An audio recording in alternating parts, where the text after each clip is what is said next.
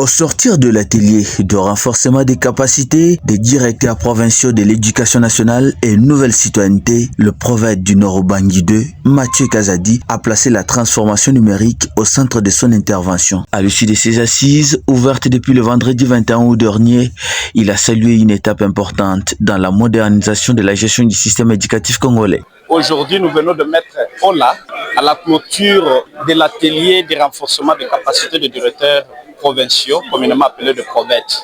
Ici, il était question de pouvoir développer notre thème qui s'inscrivait dans le cadre numérique.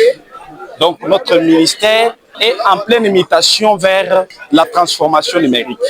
Pour Mathieu Kazadi, cette réforme impose aux responsables éducatifs une nouvelle manière de travailler, fondée sur l'utilisation des outils numériques et l'abandon progressif des méthodes traditionnelles basées essentiellement sur les supports papier. Tous les cadres provinciaux ont été appelés à pouvoir s'approprier cette réforme et relayer ça dans les provinces éducationnelles respectives, de sorte que nous puissions être des prophètes de la nouvelle citoyenneté numérique et bannir donc notre administration archaïque qui était focalisée sur le papier.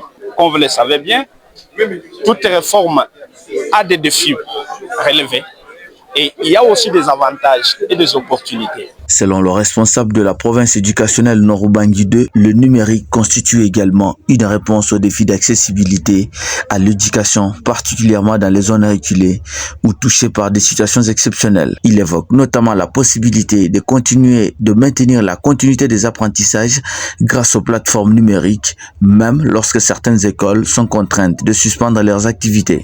Nul n'ignore que même un enfant du Congo profond, c'est-à-dire des zones rurales, serait à mesure de bénéficier de ces enseignements en ligne. Il y a des zones touchées par l'épidémie d'Ebola, même si c'est les écoles qui ferment, mais néanmoins, les cours ou les enseignements ne peuvent pas être fermés. À quelques jours de la rentrée scolaire, prévue pour le 1er septembre, Mathieu Kazadi appelle à une mobilisation générale pour une reprise effective et apaisée des cours dans sa juridiction. Malgré les contraintes financières, le prophète du Nord Ubangi 2 veut voir chaque enfant reprendre le chemin de l'école et contribuer ainsi à une année scolaire placée sous les signes de la réussite.